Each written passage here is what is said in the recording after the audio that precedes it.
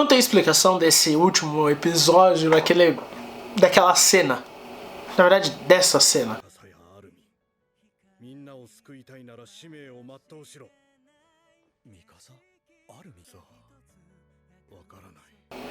Não tem explicação do que a gente pode falar disso, porque não tem sentido. Eu acredito que não tenha sentido, pelo menos. Porque não dá pra entender o que acontece. Na verdade, eu tenho algumas teorias e eu quero comentar com vocês este penúltimo episódio. Fala galera, meu nome é Ulisses Guimarães e se você está vindo aqui nesse canal, caiu de supetão, bom, já aproveita, já deixa aquele like e se inscreve aqui neste canal porque eu quero conversar com vocês todos os dias. Voltem aqui que tem vídeo todo dia. E já aproveita e compartilha esse vídeo com todo mundo, compartilha com os seus amigos, o WhatsApp, aquele seu amigo que também, assim como eu, não entende nada do que aconteceu nessa última cena de Shingeki no Kyojin, que se você não sabe se é viagem no tempo ou sei lá que diabos aconteceu. Então, compartilha geral e comenta também aqui pra gente bater um papo legal e maroto, beleza? Bom galera, esse foi o episódio 9 da temporada 3, parte 2 de Shingeki no Kyojin, ou episódio 58, ou episódio 32? Tá, eu não entendo muito bem dessa contagem, é um tanto quanto complicada, de Shingeki no Kyojin. E foi um episódio, esses dois últimos episódios foram um episódio que a gente descobriu muita coisa, finalmente, da história de Shingeki no Kyojin. Na verdade, nas temporadas passadas, na última temporada, a gente já tava entendendo como que funcionava, o que era isso. Porém, agora a gente finalmente entendeu, agora a gente finalmente entende, né, o que há por detrás dessa, sei lá,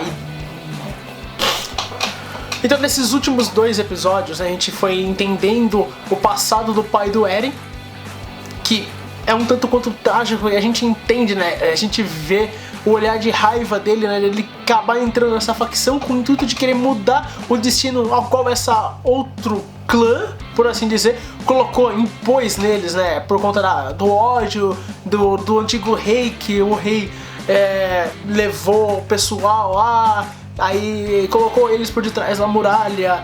Então, meio que esse outro clã tem muita raiva do que clã, família, não sei, fizeram com eles, né? Tanto que, né, por conta dessa raiva que ele cria por ter matado a irmã dele, aí ele acaba entrando nessa facção. E Leandros tem raiva dos Eldianos por tudo que aconteceu. Que, com o passar, né, do tempo que ele vai passando nessa facção revolucionista, né, nessa questão de eles querendo mudar o destino a qual os Malianos impuseram a eles, a gente vê que, tipo, ele teve um filho com a descendente do sangue real, e o filho deles, né, que no episódio passado havia traído eles e acabou levando eles para aquele destino terrível de eles se tornarem titãs pro resto da vida deles, né? Tanto que eles tiveram 1700 anos, aproximadamente, pra tentar mudar o ocorrido, pra tentar mudar tudo isso que vem acontecendo, essa grande guerra, esse destino a qual eles foram impostos.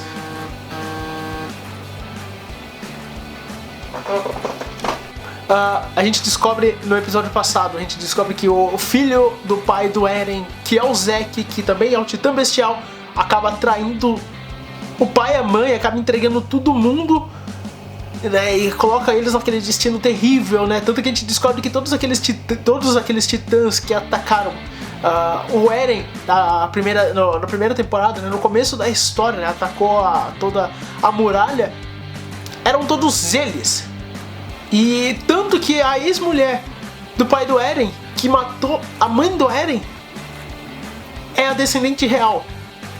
Que quando você descobre isso, já foi um plot twist que vem atrás de outro plot twist, que nesse episódio vem outro plot twist, sendo que no final do episódio vem aquela cena que você fica totalmente fora de contexto, você não entende o que está acontecendo, e que você até agora no mangá você não sabe, porque o autor, o Isayama, não falou mais sobre isso, e a gente ainda está com esse gostinho para ser saciado. E aí nesse episódio a gente continua vendo, né, a gente descobre que o pai do Eren ele vai até a muralha, ele vai ter 13 anos de vida. Sim, que a gente descobre que todos aqueles a qual possuem o poder dos titãs originais, eles possuem apenas 13 anos de vida. E o Eren, ele aproximadamente ele só tem mais 8 anos de vida, né? Fazendo, né, por todas as contas ao total. E o Armin, né, que ele acabou agora se tornando o Titã Colossal, ele tem 13 anos de vida. E aí a Mikasa, né, tipo, não acredita nisso e etc e tal. Uma coisa muito interessante que acontece nesse episódio é na hora que a história, ela pega a carta que a Ymir fez para ela, que o Reiner entregou. E aí, tanto que a Hanji estava vendo para ver se aquela carta possuía alguma coisa de interessante, alguma informação de interessante sobre os inimigos, e no final das contas não tinha nada, era nada mais nada menos do que uma mensagem de amor da Ymir para a história. Que ao mesmo tempo você fica triste e feliz, porque você fica triste porque a Ymir já morreu. E o poder de Titã que a Ymir tinha foi transferido para uma outra pessoa. Que a gente vai descobrir quem é na próxima temporada. Então, é um tanto quanto triste, até porque ela queria se casar com a história. Então, acaba realmente deixando esse gostinho no ar, a gente querer ver mais do casal, ser mais explorado. Até porque eu gostava muito da Titã da Ymir. E pelo que eu me lembro, o Titã da Ymir, a Ymir, ela tem a consciência da forma Titã dela por conta que ela possuía o poder do Titã original. Porém, ela não conseguia manipular o poder do Titã original. Então o poder do Titã original vai ser por uma outra pessoa, porque uma outra pessoa vai conseguir manipular o poder desse Titã. Tipo, ela conseguia manipular, mas ela não conseguia usar a totalidade do poder. E isso ainda é uma coisa assim que fica muito ambíguo na história de Shingeki no Kyojin, porque a gente não sabe se os titãs é algo científico ou algo espiritual. Acredito que seja meio que um termo entre as duas, porque parece que tem horas que você entende que a Ymir, a primeira titã, né, aquela que fez o mundo prosperar, né, e etc. Ela meio que descobriu, entrou em contato com um demônio, que esse demônio, segundo, né, o outro clã, a outra família, os outros descendentes lá, aqueles que odeiam os outros, os Marleyanos que odeiam os Aldeanos, a Ymir, ela havia entrado em contato com um demônio, que esse demônio concedeu o poder titânico para ela. Posteriormente ela dividiu esse poder e causou toda a desgraça para esse outro clã. Aí também para o outro clã ela entrou em contato com os deuses deram a bênção a ela, e essa bênção fez com que o mundo prosperasse para alguns e para os outros não. Mas eu acredito que o que acontece por detrás de Shingeki no Kyojin, né, sobre essa história sobre os titãs e etc e tal, é meio que como se fosse ela meio que descobriu uma forma de manipular a matéria orgânica corporal dela. Porque se você parar pra pensar, no episódio, quando tava tendo a luta do Titã blindado com o Eren, com toda a tropa de exploração, Mikasa, etc., teve um momento em que explodiu, né, a cabeça do Reiner, e o Reiner ainda estava vivo, porque a gente sabe que a fraqueza dos titãs é quando eles perdem a parte da nuca. Ele meio que havia perdido a cabeça inteira, e o que aconteceu? Ele havia transferindo a consciência dele para todo o corpo. Ele meio que conseguiu se manter vivo, mesmo tendo perdido a cabeça inteira. Então, a gente, com base nessa teologia, com base nessa história por detrás da formação titânica, a gente pode entender que esse negócio de manipulação orgânica tem muito a ver, porque nada mais ou menos os titãs é como se fossem os grandes robôs, e os japoneses amam esse negócio de robôs gigantes, etc. Só que são, né, humanos, você entendeu? E eles, pequenas pessoinhas, estão controlando grandes robôs gigantes, só que pessoas através da nuca, né? Tipo, eles estão ali conectados neurologicamente. Então, ainda não sabemos, possivelmente a gente só vai descobrir a verdade por detrás da origem titânica quando todos os 9 titãs originais estiverem juntos. E eu acho que, né, o Eren vai ser a grande mente por detrás disso, porque até nesse episódio a gente descobre o nome do titã, né, o nome que traz a história, né, que é o Shingeki no Kyojin, ou o Ataque dos Titãs, ou Ataque do Titã. Na verdade, o nome o nome do titã ao qual o Eren manipula o poder é Titã de Ataque, seria o Titã Ofensivo. Então, né, na história a gente, tipo, você não sabe se tá certo, tá errado, se a tradução está certa, porque aqui no Brasil ficou Ataque dos Titãs e como subtítulo Shingeki no Kyojin. Na versão americana é Attack on Titan, enquanto que na versão japonesa original é Shingeki no Kyojin mesmo.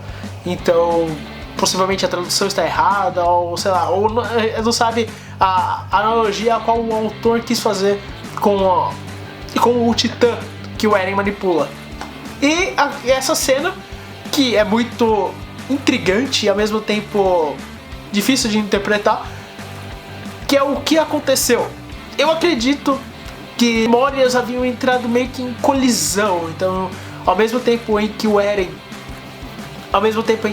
ele estava pensando, vendo o passado das memórias do pai dele, as memórias atuais acabaram entrando em colisão. Eu não diria que seja realmente uma viagem do tempo, porque senão não faria sentido uma viagem do tempo naquele momento. Não tem sentido, não dá pra entender. Há uma outra cena muito interessante, na hora que o Eren estava meio que em julgamento, ele acabou tendo um lapso mental ali, que ele acabou pensando em algo. Tanto que ele até, né, se levanta querendo, né, todo mundo acha que ele vai falar alguma coisa e não, ele não fala, ele fica quieto. Porque ele meio que, ele pensou em falar, porque ele pensou, o que acontece? O Eren, ele, no momento, ele ficou com medo de falar o que ele estava pensando, com medo de que as pessoas fizessem, que ele comesse, se transformasse em titã e comesse, ele absorvesse o sangue real da história para ele, para que ele pudesse manipular as coordenadas, porque as coordenadas são nada mais do que linhas imaginárias, que a gente já descobriu, que estão interligadas em todas as pessoas do clã Eldiano. Marliano, não me lembro se tá também, preciso relembrar isso, mas só que parece que tem divergências do mangá, então possivelmente eu vou ter que reler pra ver isso, mas se eu não me engano no mangá a história seria totalmente diferente, porque teve a cena em que o Eren, ele tocou, né, na temporada passada, que ele acabou tocando da mãe dele, né, por assim dizer, e foi ali que a coordenada, ele conseguiu usar o Coordinate e fazer com que todos os titãs atacassem, né, ele acabou utilizando o poder da coordenada quando ele entrou em contato com o sangue real. Então no mangá, se eu não me engano, eles queriam fazer esse teste, enquanto que no anime meio que eles queriam que possivelmente ele pensou que eles fossem comer, igual quando teve o negócio lá do santuário secreto, lá daquele ritual da família real, etc, passando entre eles mesmo, e mantinha aquele segredo, etc, etc, etc. Então o Eren, ele ficou pensando se ele falaria ou não falaria. O Armin percebeu que o Eren estava pensando em alguma coisa, mas que ele não falou. O Eren deixou para si só o pensamento dele. Então isso eu achei bem interessante, né? Essa cena aqui, isso realmente me deixa muito intrigado.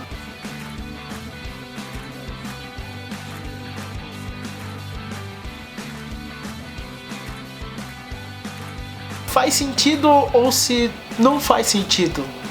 Não dá pra entender ainda. Esse é o penúltimo episódio da segunda parte da terceira temporada de Shingeki no Kyojin. Se você também, assim como eu, não faz nenhum sentido essa última cena, digita aqui nos comentários o que você acha. Se você também é muito fã de Shingeki no Kyojin, já aproveita e já dá aquele likezão maroto, porque nerd que é nerd, nerd que gosta de Shingeki no Kyojin, nerd que gosta deste mundo abrangente, já deixa aquele like maroto e compartilha esse vídeo pra geral. Se você não é inscrito neste canal, se inscreva aqui, porque tem vídeo todo dia e eu quero ver você aqui para dar aquele abraço gostoso, maroto, bonito de se ver. Galera, eu vou ficando por aqui. Meu nome é Ulisses Guimarães e, bom, Valeu, falou e fui!